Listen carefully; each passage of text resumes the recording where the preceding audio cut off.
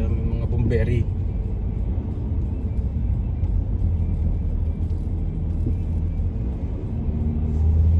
Pinatapon na petrol.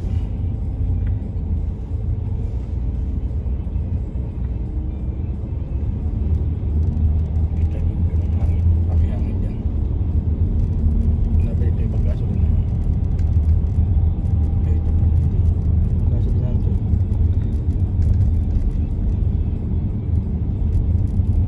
Dati siya. Kasulina. So, ayun pala siya.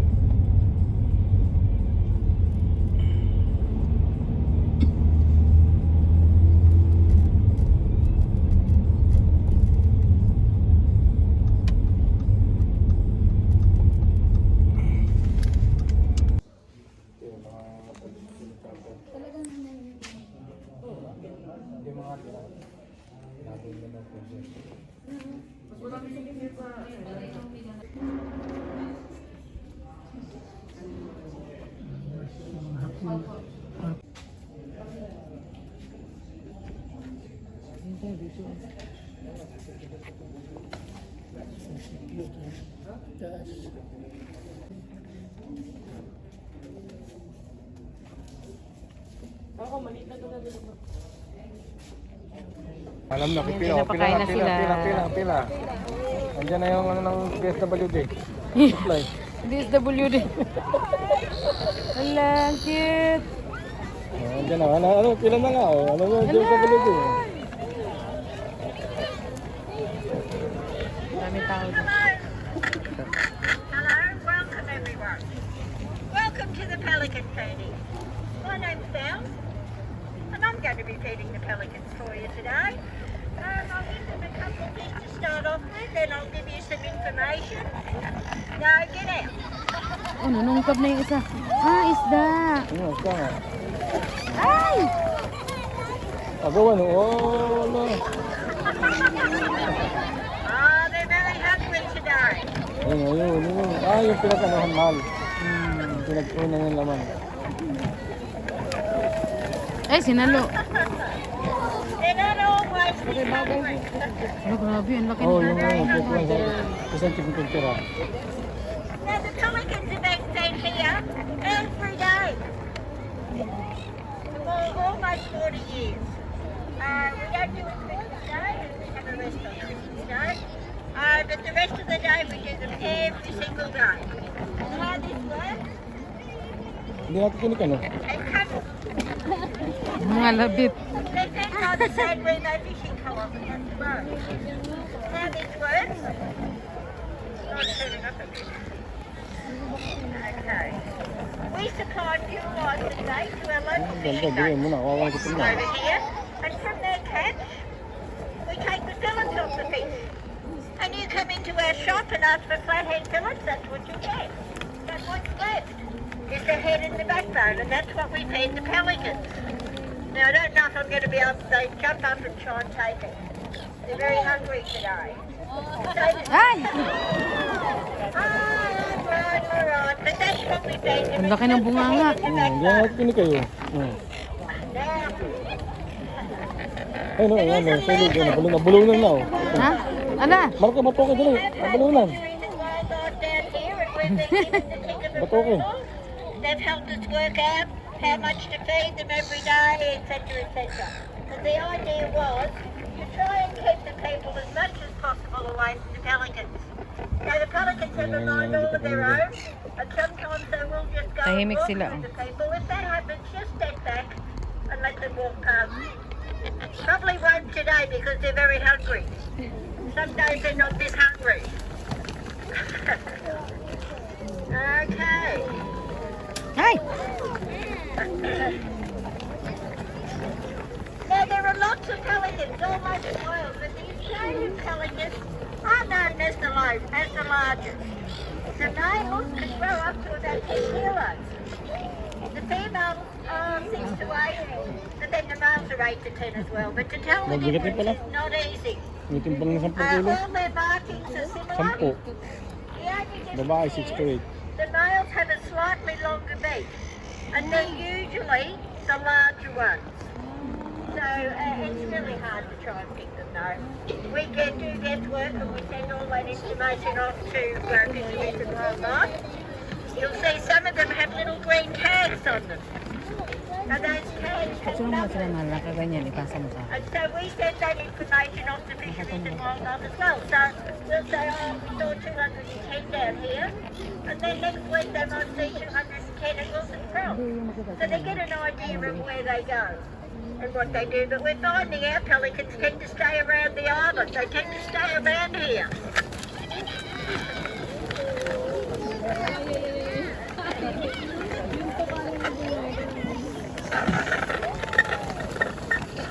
Mamaya yung isa makakuha ng dalawa, malugi yung Now the iba. pelicans really don't have any predators to speak of. I mean, I'm sure if they're up in the Northern Territory, the crocodile comes along, they grab it. But on the whole, they really don't have any predators. We have stingrays in here. We don't see them in the winter much. They tend to stay really, really low. But in the summer, they come right along the edge. And sometimes if the pelicans are on the water, the stingrays will swing around and they'll chase them. But they don't do them any harm. I think it's more territorial than anything. They get out of my territory.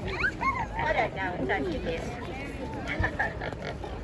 But apart from that,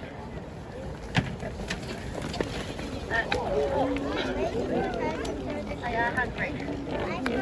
Apart from that, we find that we're the worst enemies. We get them here with fishing hooks in their legs and fishing wire around their Ayun o, legs. nabubulo na We yan. had one a good while ago that had a plastic bag down his throat and we couldn't save him, which was a terrible thing to see. So make sure you put all your stuff, all your fishing gear, if you're fishing on the wharf, put it in a bucket and bring it back and put it in the rods. I've seen people throw things in the water like that when they're finished. And it's very sad to think that these birds will pick them up.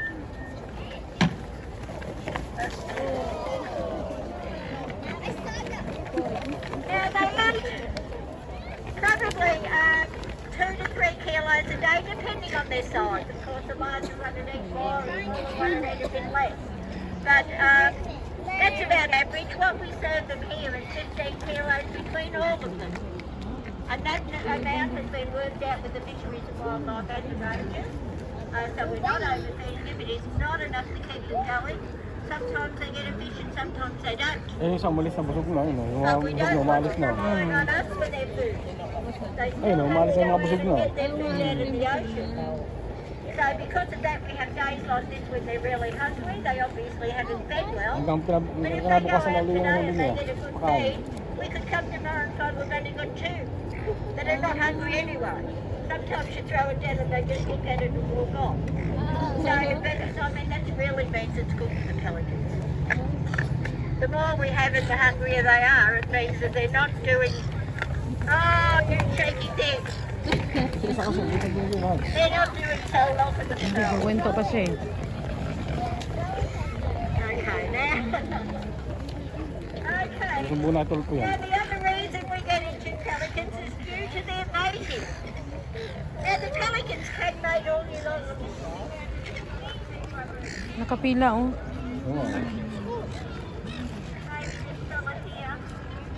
But how you can pick out the ones that are going to be going off to mate, what happens, all the markings on their beak all start to really stand out. You can see they're very pale here. And as they're getting older and they get into that stage where they're going to go off to mate, all their lines go really bright yellow and all the markings stand out. Oh, here's one. Underneath them you can see the markings standing out on his beak here. And underneath their beak goes a really bright pink. Now you can see the start of the beak going pink underneath. That's that one over there. You see how different his markings are compared to the others. They're all standing out. But it goes quite bright pink, and that happens to the males and the females. And then we get all sorts of trouble. You get 4 or 5 males. I think that's why somebody's following that one around. You get 4 or 5 males and they'll follow a female around and they throw sticks in the air and they flap their wings and they fight. So we get into pelicans and they're fighting in that way. But they shake their heads too, which is quite funny to see. The underneath part wobbles like this, and that's meant to attract females. Alam mo, pag binuksan mo naman. Ay! Yung kamay niya. Okay. They are very hungry today. It's sad. Oh well, hopefully they'll get a good feed tonight out in the ocean. So when all the fighting's done, she gets left with one male. And they don't mate here. They actually go to a place which is out in the bay called Mud Island. Little group of islands out there. I believe it's over near Portsea. And that's where the pelicans go to mate. Not only ours, some from Wilson Cove and other places around. They all go to these little group of islands to mate. And the female makes the nest out of anything she can find. Sticks, bits of coral, bones, anything she can find. And she makes a nest and she lays 2 eggs. Sometimes 3, but it's usually 2. And the interesting thing is, the eggs are actually laid a couple of days apart. They're not laid at the same time. So after about 5 weeks or so, the first one comes out of the Wala shell. naman And tong the first ganito one natin. born is always the biggest and the strongest. And then he gets fed for a couple of days before the others come out. And sometimes he does attack and kill the others as they're coming out of the shell. Doesn't happen every time, but it's sad. Grabe sinasalo, no? All over the back there. Babagyan mamaya. Tingnan. Okay, yeah, hungry they are. Ay, bukas ng tolpo yan. Ay, nag-away na. May away eh. Ay, puta na, nakakakain ka na. No, with the babies and all, they don't Uwi ka na, get tapos any feathers at all. nakakakain ka na eh. But over a couple of weeks, they get a nice grey down all over their body. Iba yun eh, lima yun eh. Busog na iba yun. Get their grey, of course. Now they stay with the parents for a few weeks, 4 or 5 weeks, but then they leave. And we don't know how this happens, we just know it does. They actually leave the parents and they make little groups, like a little creche, a little school, of anything up to about 100 babies, but it depends on how many babies are there at the time. And she'd average about 50 babies will get in this little group together and they have 1 or 2 adults with them. Now they stay in those little groups until they're self-sufficient. Once they learn to feed and fly, they'll join the rest of the group. But the thing is, it takes about 3 months. So we never see a baby